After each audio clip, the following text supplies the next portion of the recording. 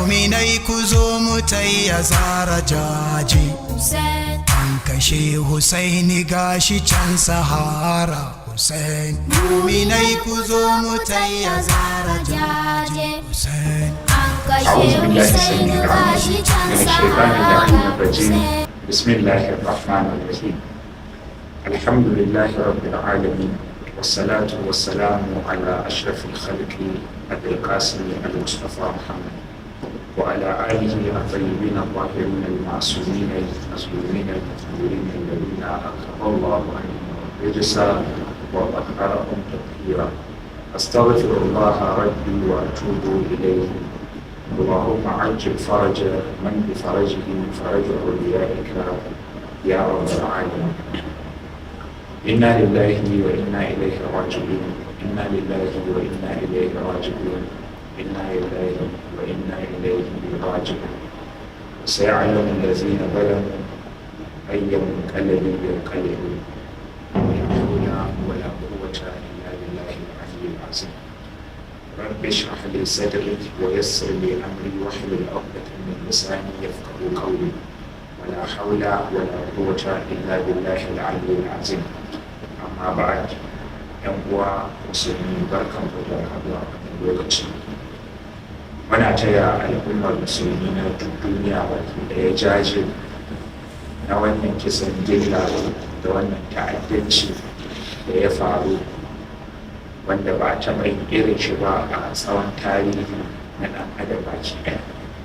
Muna taya manzon Allah sallallahu alaihi wa alihi da ayyukan ahlul bait alaihi salam jaje da juyayi na wannan kisan gilla da aka yi ma a halin gidan Nabiwa. Insha Allah rabbi a wannan munasaba za mu tattauna maudu'i wanda su da yawan lokuta ‘yan uwanmu ahlus sunna sukan jeho mana wasu iskalai a kai, su ce me yasa Imam Husaini alaihi salam bai yi ma Imam Hassan mubaya'a ko kuma bai yi musalaha da shi, bai yi sulhu da shi ba, kamar yadda Imam Hassan al-Mustafa alaihi salam ya yi, kamar yadda kuma manzo sallallahu alaihi wa alihi. So suna kawo wannan iskalat. So insha Allah rabbi akan wannan maudu'in ne za mu tattauna a yau din. Tashin farko yana da kyau ɗan uwa misali mu fahimci in aka ce bai'a me ake nufi da bai'a.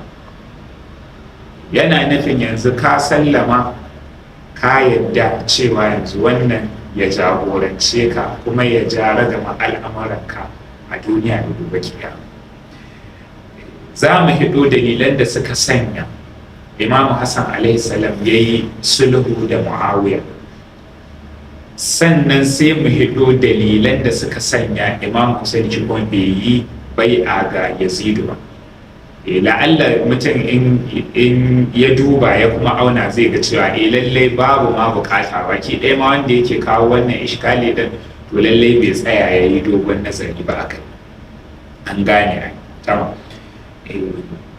Za mu lissaho kaɗan daga cikin dalilai waɗanda suka sanya al'imam Hassan alaihi salam ya yi ma Muawiya, ya yi sulhu da Muawiya. Tashin farko mu kalli lamarin ta wannan fuska, cewa da Yazidu da Muawiya sun sha bambam a ta fuskoki da dama. Misali, Yazidu ya kasance mutum ne mai bayyana fasikanci ƙarara, kuma baya iltizami da dokoki na addinin musulunci. Misali, addini ya hana a yi kaza, shi kuma yana yi. Addini ya ce a yi kaza, shi kuma baya yi. Saboda haka shi yanzu baya tsoron ya gwada ma duniya cewa shi shi fasiki ne. Wayan shi kuma Muawiya ba haka ba ne. Muawiya shi ko yanzu za mu iya fahimta ta yadda za ku ga malaman ahlus sunna su da kansu waɗanda suka yi nisa a cikin ƙiyayya da ahlul bait ne suke yaban Yazidu, amma Muawiya har yanzu dukkan su muttafaqun ittifaqan suna yaban Muawiya. An gane. To idan muka ka duba ta wannan bangare za mu ga cewa tsakanin Yazidu da Muawiya to akwai bambancin ma kamar nesan sama da ƙasa.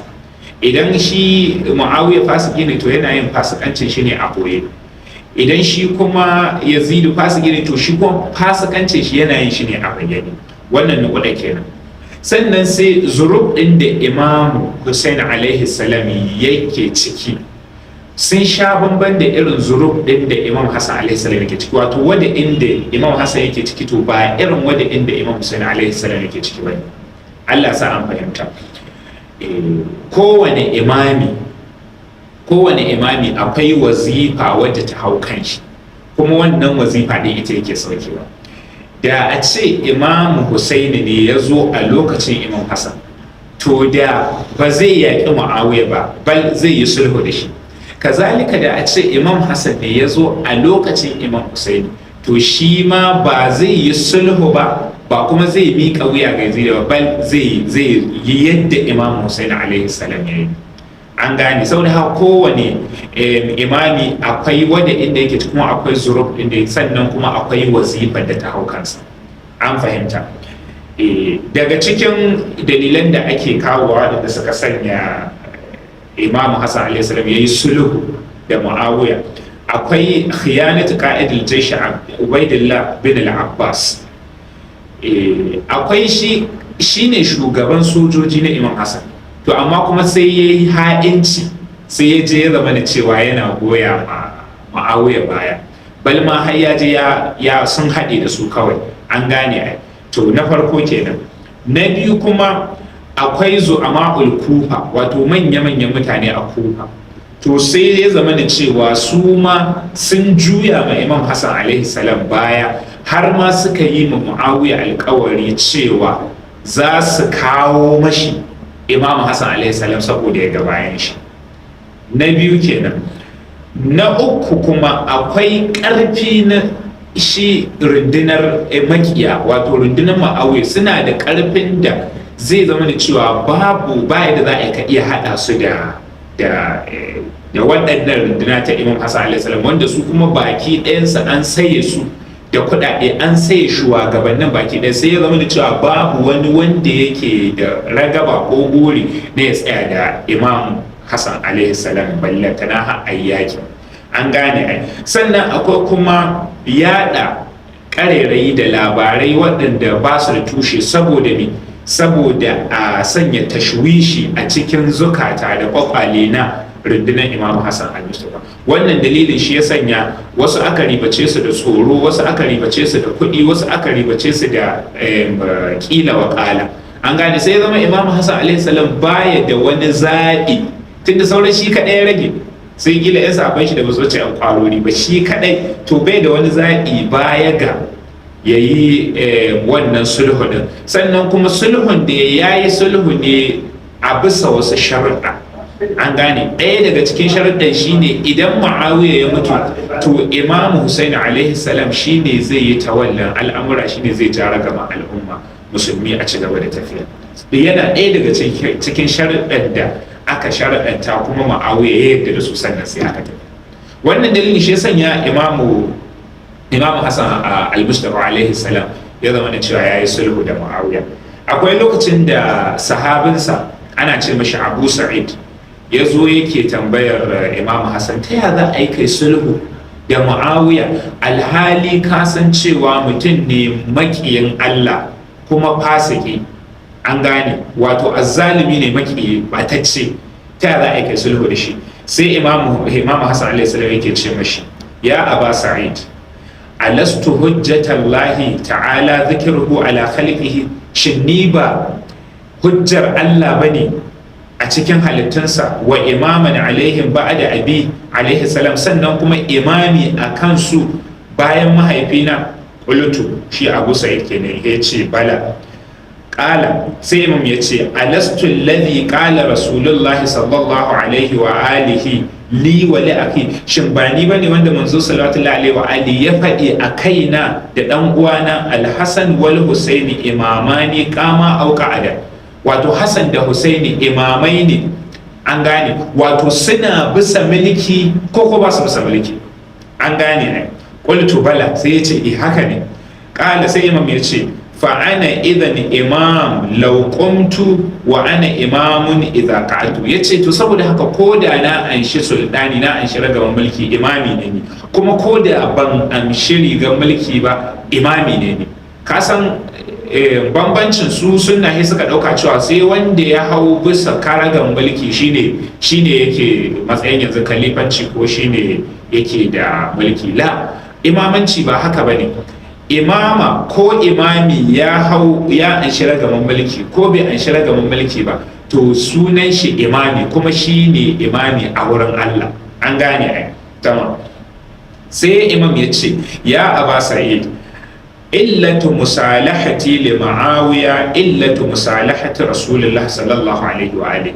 Yace dalili, sababin da ya sanya nayi musalaha ne sulhu da Muawiya, irin sababin da ya sanya manzon Allah yayi sulhu ne li bani dumrata wa bani ashja, ga bani dumrata da bani ashja, wa li ahli makkata da kuma mutanen makka, hinan saraf min al-hudaybiyya, lokacin da ya bar hudaybiyya. Wato lokacin sulhun hudaybiya, me yasa ya manzan Allah sallallahu alaihi wa alihi yayi sulhun hudaybiya? To dalilin da yasa manzan Allah yayi sulhun hudaybiya, to shine dalilin da ya sanya ne sulhu da Muawiya. Har lokacin a hudaybiya, wani daga cikin manyan sahabbai yake cewa ma shakaktu منذ أن أسلمت قدر شكي هذا. Wato bai taɓa yin shakku ba tun da ya musulunta irin wannan shakkun da ya a wannan rana. Kaga cewa shi kullum cikin shakku yake kenan, ko baka lura ba? Tamam. Sai Imam Hassan alaihi salam yake cewa ulaika kuffarun bit tanzil, su waɗancan wa'anda manzon Allah ya sulhu da su kafirai ne da yani a cikin alkur'ani, a yadda Allah subhanahu wataala ya saukar.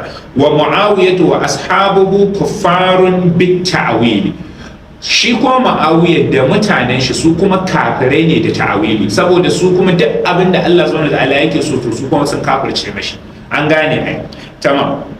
Sai imam ya ci gaba da cewa ya Aba Sa'id, idza kuntu imaman min qibalillahi ta'ala dhikruhu, yace idan ni na kasance imami ne daga wurin Allah subhanahu wa ta'ala, lam yajib an yusbaha ra'ayi fima ataitu min muhadanatin aw muharabatin. Yace to bai kamata a yi mu'arada da ra'ayin da nazo da shi ba akan yaƙi ne ko kuma akan sulhu. Wato in nazo nace ayi sulhu, to bai zo za a yi mani, ba za a ce man ba danni.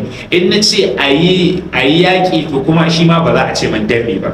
Wa in kana wajhul hikmati fi ma ataituhu multabisan, kai ko da kau fuskai, yani a gane yanzu ina hikimar da ke cikin yin yakin nan ko sulhun nan ba a gane ta ba, to ko da ba a gane ba, to yanzu ba za a yi mani cewa me yasa dan me aka yi kaza ba.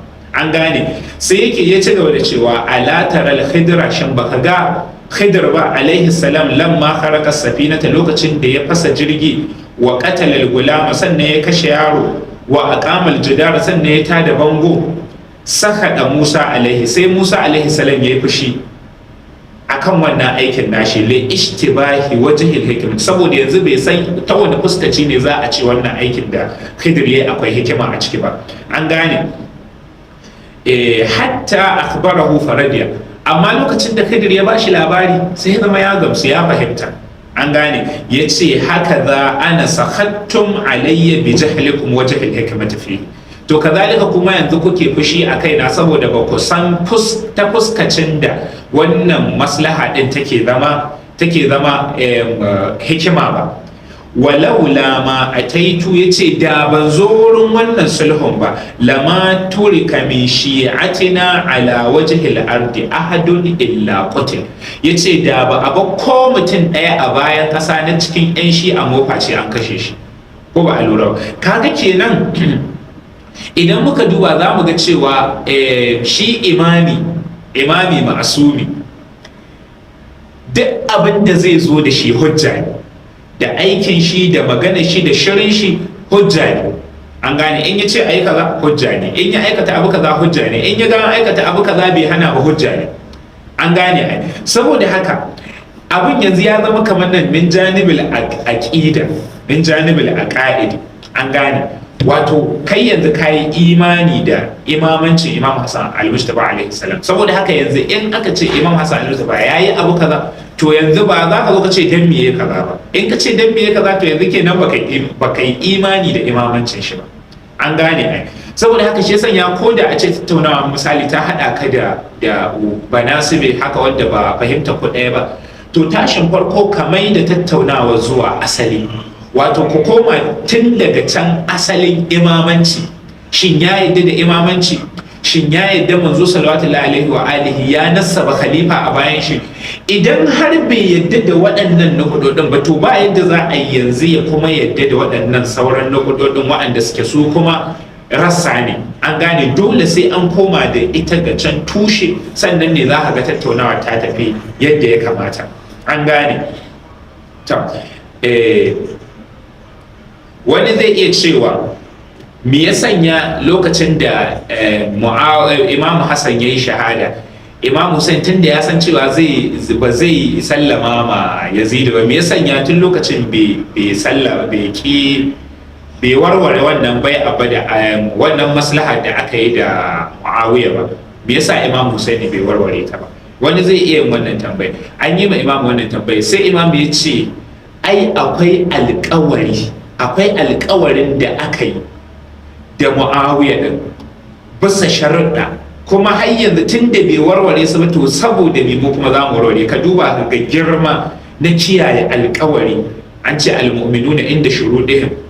Ka duba ga girma na kiyaye alƙawari wurin Imam Hussein alaihi salam. Tun lokacin da sai ya ce kawai shi kawai ya warware wannan sulhu tun da ba da shi aka yi ba, la, amma ya ce tun da an yi ne kuma su ba su warware ba, saboda haka shi ba zai warware ba.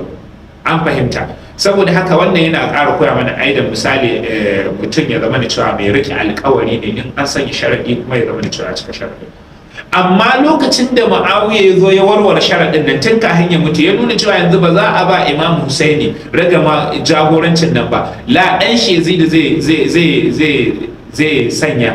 To sai ya zama da cewa yanzu Imam Husaini baya da zaɓi baya ga yanzu ya bijire ma wannan umarni din nasu. An gane ai. To saboda haka wannan shine dalilan da suka sanya Imam Hassan al-Mujtaba alaihi salam yayi sulhu da Muawiya. Sannan yanzu idan mun tashi insha Allah a zama na gaba zai zama da cewa za mu kawo dalilan da suka sanya shi kuma Imam Hussein alaihi salam bai yi sulhu da Yazidu ba. Sai mutum ya auna a tsakaninsa sai ya bambance, sai ya gane cewa lallai kadiyya yadda ake kallanta ba haka take ba. Bayaninmu na baya mun yi magana akan dalilan da suka sanya Imam Hassan alaihi salam ya yi sulhu da Muawiya la'natullahi alaihi. A yau kuma za mu yi magana akan dalilan da suka sanya Imam Husaini alaihi salam ya kima Yazidu mubaya'a.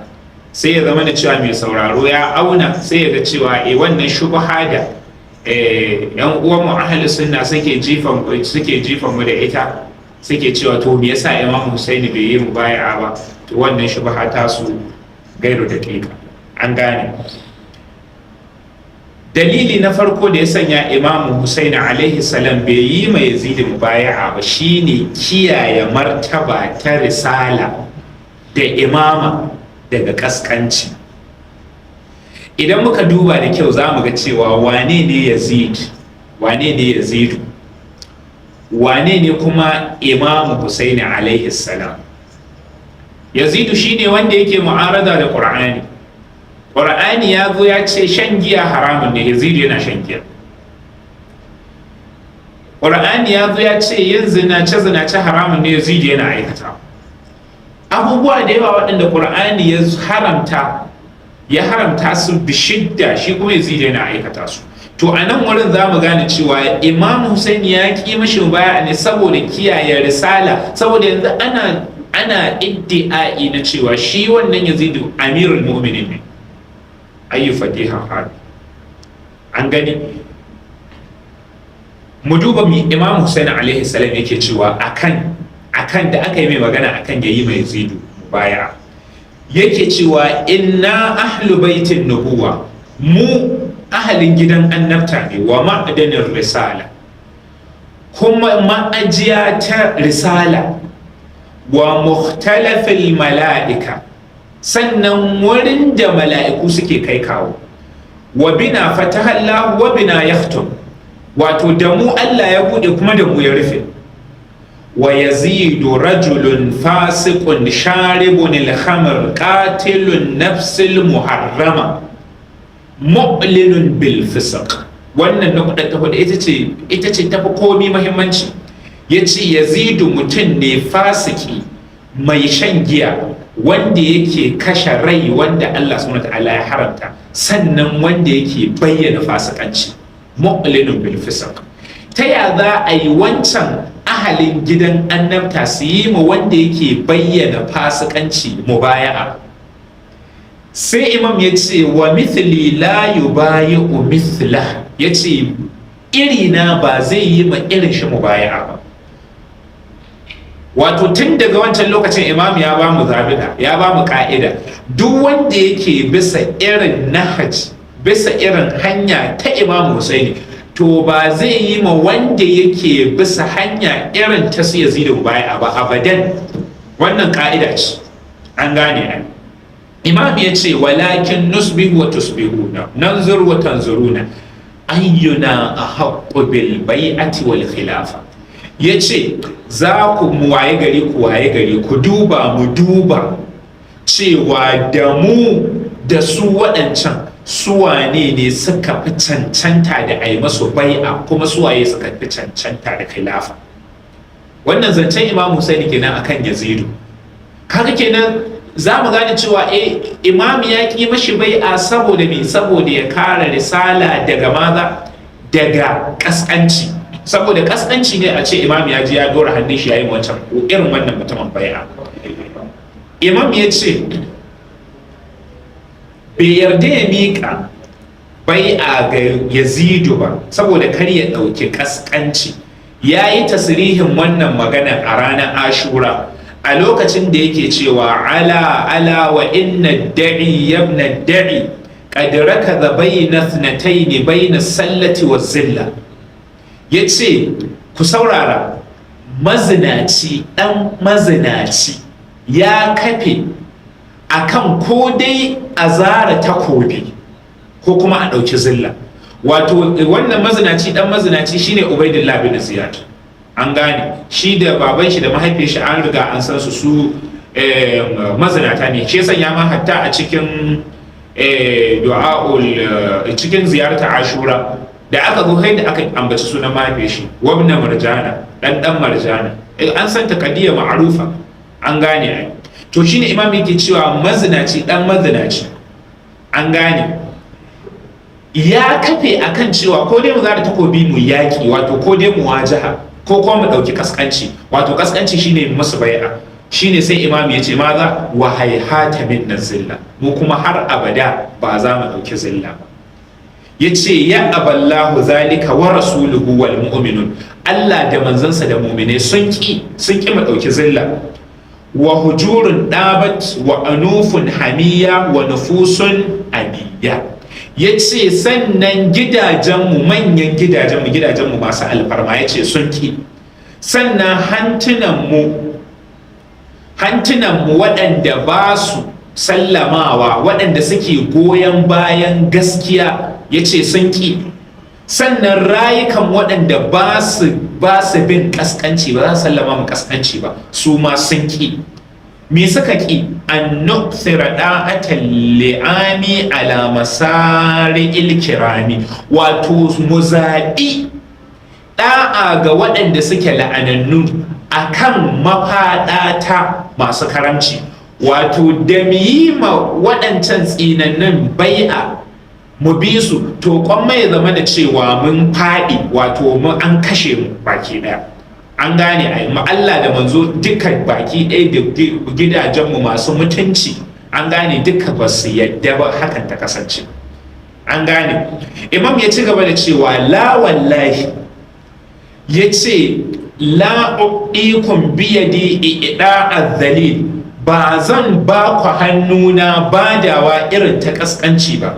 wala athirru firaral abid, sannan kuma ba zan guduwa ta bayi ba, haihata min zilla, ba za mu ɗauki ƙasƙanci ba har abada. Ya aballahu lana wa rasuluhu wal mu'minun, Allah da manzansa da muminai sun ki mu ɗauki ƙasƙanci. Allah subhanahu wata'ala yana faɗi a cikin alƙur'anin sa mai girma, walillahi al'izzatu wa li rasulihi wa lil mu'minina walakinna lil munafiqina la ya'lamun. Yace izza tana ga Allah da muminai, izza tana ga Allah da manzansa da muminai, sai dai cewa munafikai ba su sani ba. Kaga kenan a nan wurin imamu yana da zaɓi ne, ko dai ya yi bai'a ya ta cikin ƙasƙanci, ko kuma ya hiddo takobi a fafata. Imamu kuma ya ce Allah da manzo da ahal baiti ba su yadda ba ɗauki ƙasƙanci, saboda haka sai dai maza, sai dai a fafata. Imamu da dalili na biyu da ya sanya Imam Husaini alaihi salam bai yi mai Yazidu baya ba shine domin ya tsaye da adalci da kuma addini, saboda tun bayan wafatin Imam Ali alaihi salam sai zama addini baki ɗaya ya hargitse, ya lalace, an ɓata addinin, an shigo da duk wasu abubuwa waɗanda babu su a cikin addini. Sai zama da cewa yanzu baki ɗaya an faddala wani abu sama da addini, mutane sun faddala kuɗi, sun faddala fasikanci da fajiranci akan addini. To imamu ya ƙi yin bai'a ne ga Yazidu saboda kada ya yi imba'in wannan halaye. In yi bai'a ga Yazidu yanzu ya yadda cewa addini ya ci gaba da tafiya a hakan.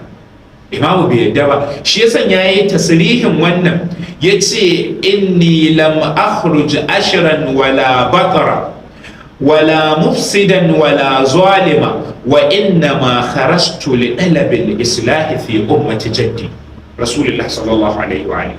Yace ni ban kasance na hita saboda riya ko dan saboda jin daɗi ba, ko dan saboda neman wani abin duniya, ko dan saboda neman mulki ba, duk ba dan wannan na fita ba. Saboda Imam Husaini ya fita, yace na fita ne saboda neman islahi, saboda neman gyara. Ina so in kawo gyara a cikin al'umma ta manzo salawatullahi alaihi wa alihi, ta al'umma kakana.